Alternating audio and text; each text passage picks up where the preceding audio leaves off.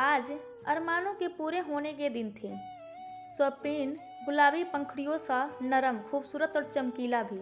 तनिषा और अमित के शादी का दिन। ब्यूटी पार्लर में दुल्हन बनती तनिषा बीते वक्त को यादों के गलियारों से गुजरती पार करने लगी। दोनों ही इंजीनियरिंग फाइनल ईयर में दोस्त बने थे। जब उन दोनों को ही एक कंपनी में नौकरी लगी थी, कैंपस प्लेसमेंट में, फिर बातें शुरू हुई।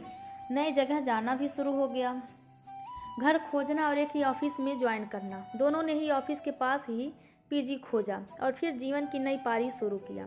फिर हर दिन मिलना, ऑफिस की बातें करना, बॉस की शिकायत करना, कभी कभी शाम को साथ ही नाश्ता करना या सड़क पर घूमना। धीरे धीरे दोस्ती का स्वरूप बदलने लगा था। अब घर परिवार की पर्सनल बातें भी शेयर होने लगी थी। दोनों ही अपने परिवार में इकलौते बच्चे थे और दोनों के ही पिता नौकरी पेशा। हाँ, तनिषा की मम्मी भी जहाँ एक कॉलेज में पढ़ाती थी, वहीं अमित की मम्मी गांव की सीधी सरल महिला थी और वो गांव में ही रहती थी। अमित के पिताजी शहर में अकेले ही रहते थे और अमित की छुट्टियां होने पर दोनों साथ ही गांव जाते थे। दोनों 4-5 दिनों के लिए ही जाते और फिर शहर लौट आते। तुम्हारी मम्मी साथ क्यों नहीं रहती? तनिषा ने एक मासूम सा सवाल पूछा था। दरअसल गाँव में हमारी बहुत प्रॉपर्टी है, सैकड़ों एकड़ खेत हैं, खलियान और गौशाला इत्यादि भी। फिर घर भी बहुत बड़ा है। जैसे पीजी में मैं अभी रह रहा हूँ, वैसा तो हमारा गौशाला भी नहीं है। माँ वहाँ रहकर सबकी देखभाल करती है। सालों भर तो एक न एक फसल काटने और रोपने की जिम्मेदारी रहती है। उन सबको कौन देखेगा? यदि माँ शहर में आ जाएंगी तो हमारे घर आने का तो बेसब्री से इंतजार करती हैं। आज भी छोटे बच्चे की ही तरह वो मुझे दुलारती हैं। अमित ने बताया था। अच्छा, तो तुम खेतिहर बैकग्राउंड से हो? मैंने तो कभी गांव देखा भी नहीं।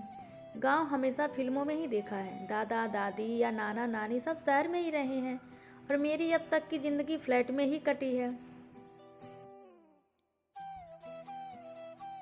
तनिषा ने विस्फारित नयनों से कहा। अच्छा, शादी होने दो, तुम भी गांव देख लेना, वो भी अपना वाला। अमित ने हंसते हुए कहा तो तनिषा चौंक गई। शादी? तुम क्या मुझे प्रपोज कर रहे हो? इस तरह भला कोई पूछता है? तनिषा आश्चर्यचकित मिश्रित खुशी से चीखते हुई पूछी। अब मैं ठहरा गांव गंवाई व्यक्ति, मुझे इन बातों की ज़्यादा समझ नहीं, पर मैं बाकी ज़िंदगी तुम्हारे साथ ही रहना चाहूँगा। क्या हम शादी कर लें? अमित ने तनिषा की हथेली को अपने हाथों में लेते हुए कहा। ब्यूटी पार्लर में बैठी तनिषा के दिमाग में रील की तरह यह सब घूम रहा था। कितनी आनन फानन में फिर सारी बातें तय हो गईं। नौकरी के 1 साल होते होते दोनों विवाह के बंधन में बंधने जा रहे थे। यह सोचकर तनिषा रोमांचित हो रही थी। दोनों के ही घर वालों को कोई आपत्ति भी नहीं हुई थी। तनिषा के पापा मम्मी तो खुश हुए थे कि अमित की पृष्ठभूमि इतनी मजबूत है। अमित के पिताजी, जो पटना में एक बैंक में काम करते थे, तनिषा से मिलने बेंगलोर चले गए और तनिषा के माता पिता भी उसी वक्त बेंगलोर जाकर उन लोगों से मिल लिए। ऐसा लगा मानो सब कुछ पहले से तय हो, बस औपचारिकता पूरी करनी है। अब बारात दिल्ली, तनिषा के घर कब आएगी, ये सब तय होना था। तनिषा के माता पिता जहाँ डरे हुए थे कि जाने अमित के पिता की क्या मांग हो, कितना दहेज की इच्छा जाहिर करेंगे, पर हुआ इसका उल्टा ही। उन्होंने ऐसा कोई भी मांग या विशेष इच्छा प्रकट नहीं किया, बल्कि 2 सेट महंगे भारी भरकम जड़ाऊ सेट तनिषा को आशीर्वाद में दे दिया। तनिषा का मेकअप अब समाप्त प्राय ही था।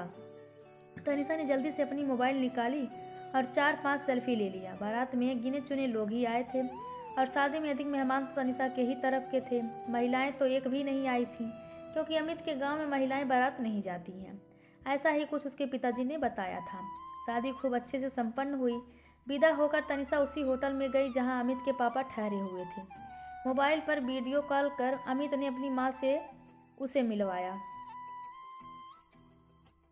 सचमुच बेहद स्नेह दिल दिख रही थी उसकी माँ। बार बार उनकी आंखें छलक रही थी। माँ, अब बस तुम्हारे पास ही तो आ रहे हैं, तुम रो मत। अमित उन्हें भाव विभोर होते देखा। तभी उसके पापा आ गए और कॉल समाप्त हो गई। अमित के पापा बेहद खुश दिख रहे थे। उन्होंने बच्चों के सर पर हाथ फेरा और एक लिफाफा पकड़ाया। लो बच्चों, ये तुम दोनों को मेरी तरफ से शादी का गिफ्ट, लंदन का 15 दिनों का हनीमून पैकेज। कल सुबह ही निकलना है, यहीं दिल्ली से ही, सो तैयारी कर लो। तनिषा और अमित आश्चर्यचकित रह गए। पर पापा, फिर माँ से मिलना कैसे होगा? हम घूमने बाद में भी तो जा सकते हैं, अमित ने आनाकानी करते हुए कहा। घूम कर सीधे गाँव ही आ जाना। अभी शादी एंजॉय करो, गाँव में तुम लोग बोर हो जाओगे। इस तरह अमित और तनिषा फिर लंदन टूर पर निकल गए। 15 दिन कैसे गुजर गए दोनों को पता ही नहीं चला। सब कुछ एक स्वप्न की तरह मानो चल रहा हो। लौटकर दोनों सीधे बेंगलोर ही चले गए। इस तरह तनिषा अपनी सास से नहीं मिल पाई। तय हुआ कि 2 महीनों के बाद दिवाली के वक्त गांव चले जाएंगे दोनों। 2 महीनों के बाद जब तनिषा पहली बार गांव जा रही थी तो उसे अंदर ही अंदर बहुत घबराहट हो रही थी। जाने कैसी होंगी अमित की माँ, वहाँ लोग कैसे होंगे या फिर गांव का घर कैसा रहेगा। बेंगलोर से वे लोग पटना पहुँचे और वहाँ से अमित के पापा के साथ वे लोग सड़क मार्ग से गांव की ओर चल दिए। कोई 3-3.5 घंटे में वो लोग गांव पहुँच गए। रास्ते की हरियाली उसका मन मोह रही थी। बरसात बीत चुकी थी। पेड़ पौधे खेत सब चमकदार हरे परिधान पहन रही थी। दुल्हन की मानो तरह स्वागत कर रहे थे। अमित बीच बीच में अपनी माँ को बता रहा था कि वो लोग कहाँ तक पहुँचे या कितनी देर में पहुँच जाएंगे। रास्ते में पहली बार तनिषा अपने ससुर जी से भी इतनी घुल मिले बातें करती जा रही थी। उसके ससुर जी की काफ़ी लंबे बलिष्ठ कदकाठी के व्यक्ति थे जिन पर उम्र अपना छाप नहीं लगा पाई थी। अब तक जब कार लंबी चौड़ी बाउंड्री वाल को पार करती हुई एक दरवाजे के सामने जाकर रुकी तो तनिषा हैरान रह गई उस दरवाजे को देखकर। अर्धगोल कार, बड़े से उस नक्शादी कार लड़की के दरवाजे के ऊपर महीन काश्तकारी की हुई थी। दरवाजा तो इतना बड़ा था मानो उसमें से हाथी निकल जाए। अवश्य इन दरवाजों का प्रयोग हाथी घुसाने के लिए ही की जाती होगी। अब तक मुंह बाएं दरवाजे को ही देख रही थी कि अमित ने कुहनी मारी। सामने उसकी सासू माँ खड़ी थी, आखिर आरती की थाल लेकर। गोल सा चेहरा, गेहुआ रंगत, मझौला कदकाठी, उल्टे पल्ले की गुलाबी रेशमी साड़ी पहनी उसकी सास ने उसे सिंदूर का टीका लगाया। बेटे बहू दोनों की आरती उतारी। लोटिया में भरे जल को 3 बार उनके ऊपर वार कर अक्षत के साथ ढेर सारे सिक्के हवा में उछाल दिया। गांव की मुहानी से कार के पीछे पीछे दुल्हन देखने को उत्सुक दौड़ते बच्चे झट उन्हें लूटने लगे। वो तो अच्छा हुआ था कि तनिषा ने आज सलवार कुर्ती और दुपट्टा पहना हुआ था, वरना बड़ी शर्माती की सास सर पर पल्लू लिए हुए हो और बहू जींस टॉप में। अमित ने कुछ भी नहीं बताया था। वह पूछती रह गई थी कि वह क्या पहने, कैसे कपड़े पहनकर चले। वह गांव चले। उसकी सास उससे सब नई दुल्हन वाले नेक करवा रही थी। जब उसने अंदर प्रवेश किया वह चकित रह गई कि घर कितना बड़ा है। उसे घर नहीं, हवेली, कोठी या महल ही कहनी चाहिए। सारी जिंदगी फ्लैट में रहने वाली तनिषा ने सपने में भी नहीं सोचा था कि उसकी ससुराल का घर इतना बड़ा, इतना विशाल होगा। मुख्य दरवाजे को पार कर बड़ा सा दालान था। उसके बाद एक बहुत बड़ा सा आंगन था। आंगन बीचों बीच था और उसके चारों तरफ कमरे दिखाई दे रहे थे। आंगन और फिर दाल पार कर दोनों कोनों पर सीढ़ियाँ दिखाई दे रही थी। वहीं तीसरे कोने में एक मंदिर था। एक तरफ जहाँ उसे शीश नवाने हेतु ले जाया गया, वहाँ उसने देखा कि सास बाहर ही रुक गई और ससुर उन दोनों को देवता घर में ले गए। घर के अंदर इतना सुंदर सा मंदिर, वहाँ एक पंडित जी भी बैठे हुए थे जिन्होंने इन दोनों से कुछ पूजा कुछ रस्म करवाएं। फिर सासू माँ तनिषा का हाथ पकड़ सीढ़ियों से ऊपर ले जाने लगे। अमित को भी दुलारते हुए वे ले चली। तीसरे तले तक पहुँचते पहुँचते तनिषा हाँफ गई थी। दुल्हन, ये तुम्हारा कमरा है, अब तुम आराम करो। कोई उसका सामान पहले ही कहाँ पहुँचा चुका था। वह कमरा कहने को था, वह तो पूरा हॉल था। शायद महानगरों के बहुमंजिली इमारतों का एक 2 बेडरूम फ्लैट इसमें समा जाए। कमरे से निकलना बालकनी, जिस रेलिंग पर सुंदर नक्शादिकार काम किए हुए थे।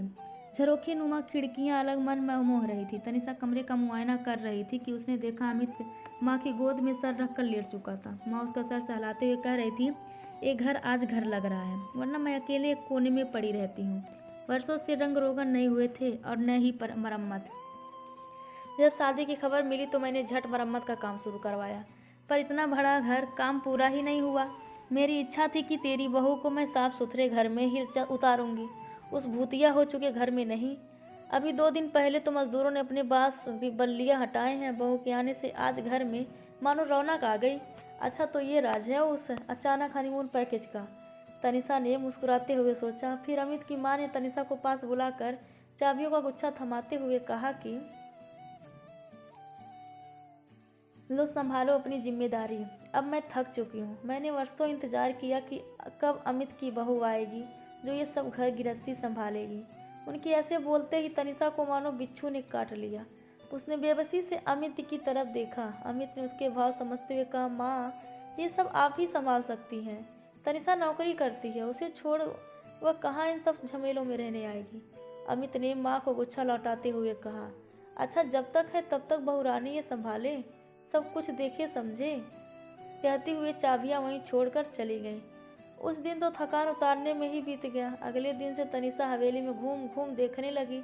सब कुछ कौतूहलवश हर झरोखे से झांकती, हर खंभे के पास खड़ी हो सेल्फी लेती, तो कभी बंद दरवाजे की ही खूबसूरती को कैमरे में कैद करती, चाबी के गुच्छे को भी हैरानी से देखती। वैसे ताले चाबी तो अब दिखते भी नहीं, कम से कम तनिषा ने तो नहीं देखा था। हर कमरे पर बड़ा सा ताला लटका हुआ था। उसे किसी लटके चेहरे वाले बूढ़े की याद आ रही थी। दिवाली में अभी 2 दिन और थे, पर घर तो उसी दिन से सजा हुआ था जिस दिन से वे सब आए थे। अमित देर तक सोता रहता और तनिषा को समझ आ रहा था कि अमित घर सिर्फ सोने और खाने ही आता है। शायद उसे सभी कमरों की कोई जानकारी नहीं थी। अमित उठो ना, मैं बोर हो रही हूँ, 12 बजने को आए, तुम तो उठ ही नहीं रहे हो। तनिषा ने अमित को हिलाने का असफल प्रयास किया। हार कर वह चौके के दरवाजे को पकड़कर खड़ी हो गई। चौके में मम्मी खाना बनाने में व्यस्त थी। सबकी पसंद के पकवान बन रहे थे। जब सब घर आते हैं तभी इस रसोई के भाग जागते हैं, वरना मैं उधर अपने कमरे में ही कुछ पका लेती हूँ। अब सीढ़ियाँ भी तो चढ़ी नहीं जाती है ना। बिटिया तुम रहने दो, अपने घर पर तो करती ही होगी। कुछ दिन यहाँ मेरे हाथ के खाने का स्वाद लो। जा बिटिया, घूमो फिरो, अपने घर को देखो समझो। अमित तो कभी दिखता ही नहीं है, और न ही उसके बाबा। तुम संभाल लो तो मेरी जिम्मेदारी खत्म। तनिषा को हाथ बटाने के लिए आते देख उन्होंने टोक दिया, बेटी तुम किस्मत वाली हो जो ऐसे सास ससुर मिले तुम्हें। तनिषा की माँ फोन पर उसे बोलती। अब तनिषा को वाकई इधर उधर डोलने के सिवा कोई काम नहीं था, सो वह अब हर कमरे को खोल खोल कर देखने लगी। हवेली के पिछवाड़े में खलियान था, जहाँ शायद फसल कटने पर रखा जाता था। अनाज की कोठरियाँ थी और बड़ा सा गौशाला भी, जहाँ कई मजदूर जन थे जो वहाँ मौजूद दासियों गायों की देखभाल करते थे। तनिषा ने सब पता किया।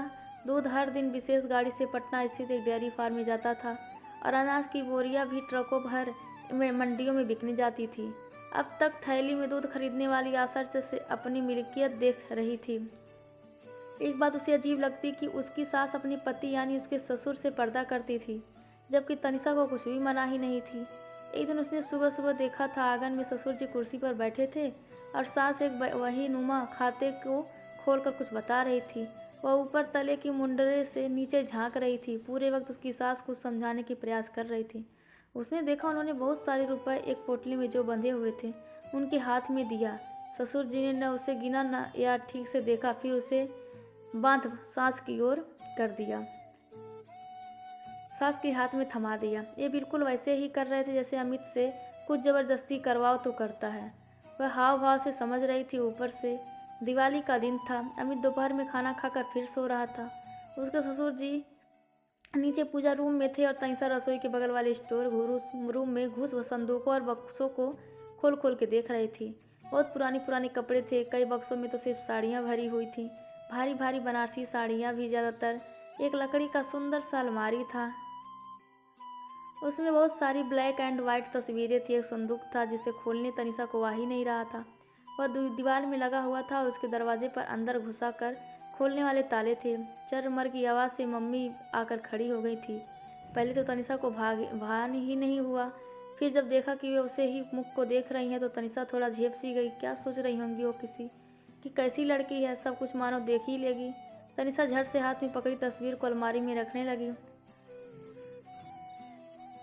रुको बहू रानी, मैं खुद तुम्हें इस कमरे में लाना चाह रही थी, पर तुम्हारे ससुर जी राजी नहीं हो रहे थे, मम्मी ने कहा तो वह थम गई। उसके बाद देर तक वे उसे अलमारी के फोटो दिखाती रहीं, बताती रहीं, सुनाती रहीं। संदूक खोल उसे दिखाया जिसमें सोने चांदी हीरे मोती के गहने भरे पड़े थे। एक लाल बनारसी साड़ी उसमें से निकाल उसे पहना दिया और गहनों से लाद दिया ऊपर से नीचे। तनिषा मुख हो सब कराती रही। शाम हो चली थी। उसे लेकर वे उसे पूजा घर में पहुंचा आई और खुद बाहर जाकर बैठ दिया बाती की तैयारी करने लगी। अमित भी कुर्ता पायजामा में सजीला बन पूजा घर में आ गया। पापा जी तो थे ही। देर रात तक पूजा की चली, फिर सबने माँ के हाथ के पकवानों को चाय से चखा। मम्मी बार बार आंखें पोंछ रही थी। दूसरे दिन सुबह तीनों पटना के लिए निकल पड़े। अमित माँ के गले लग रोने वाला इस बार अकेला नहीं था। तनिषा भी उसी व्यग्रता से रो रही थी। पापा जी कार में पहले ही जा बैठे थे। लौटते वक्त रास्ते भर शायद ही किसी ने आपस में बात की होगी। मानो सब गमगीन हो, पर तनिषा अब तक सुन रही थी, गुड़ रही थी जो उस दोपहरी मम्मी ने उसे बताया था। दुल्हन, ये सब संभाल लो, अब मुझसे नहीं होता है। ना, नई फोटो को नहीं रखो अंदर, पहले इन्हें ध्यान से देखो, प्रणाम करो इनको, ये तुम्हारी सास हैं, आनंदी, अमित को जन्म देने वाली। मैं तो आनंदी दीदी के मायके से आई अनाथ हूँ, जो आनंदी के संग में उसके विवाह के साथ ही आई थी, उसकी देखभाल करने। क्या जानती थी कि ऐसा हो जाएगा, कि सब चले जाएंगे और मैं ही रह जाऊंगी, देखभाल करती हुई। सब कुछ है इस घर में, बस रहने वाले आदमी ही नहीं है। अमित के पिता भी अकेले थे, उसके दादा भी अकेली संतान ही थे। फिर उन्होंने तनिषा को वो बात बताई जिससे अमित भी अनजान है। अमित को जन्म देने के बाद जैसे ही आनंदी दीदी बीमार रहने लगी थी। अमित के 6 महीने का होते होते वो अब इतने बड़े घर में रह गए। अमित के पापा और दादाजी और नन्हा सा अमित। मैं कहाँ जाती, मैं बच्चे को सीने से लगा पालने लगी। जब तक अमित के दादाजी रहे वे कोशिश करते रहे कि मेरी शादी हो जाए, पर न मेरी शादी हुई और न अमित के पापा ने दूसरी शादी किया। हम अमित के माँ बाप जरूर थे, पर पति पत्नी नहीं। बचपन में अमित यही गांव के स्कूल में पढ़ता रहा। फिर कुछ बड़ा होने पर ठाकुर साहब पटना में बैंक की नौकरी करने लगे। कारण यहाँ गांव के लोग तरह तरह की बातें करने लगे थे हम दोनों को लेकर। फिर अमित को आगे अच्छी शिक्षा भी तो देनी थी। इतना बड़ा आदमी अपना सब कुछ मुझ दाई के हाथों सौंप के एक छोटी सी नौकरी करने लगा। अमित की माँ बन मैं यही इस घर में रह गई। आनंदी की अमानत संभालती रही, सुनती भी रही। जमाने के विषातक बोल ठाकुर साहब तो मुझसे हिसाब ही न पूछते, पर मैं कैसे कुछ गलत करती। आखिर सब मेरे बेटे अमित का ही तो है, पर अब अकेलापन हावी होने लगा है। ये सब धन दौलत तुम लोगों का है दुल्हन, अब संभालो अपनी अमानत। अमित मुझे माँ समझता है, बस सही भरम मेरे जीने के लिए बहुत है। उम्मीद है दुल्हन तुम हमेशा उसकी माँ को जिंदा रखोगी, कम से कम जब तक मैं जिंदा हूँ।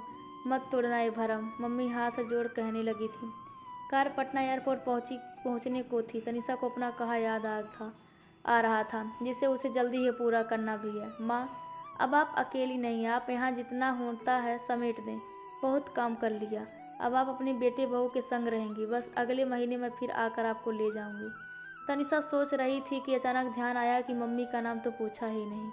अवश्य उनका नाम अहिल्या ही होगा।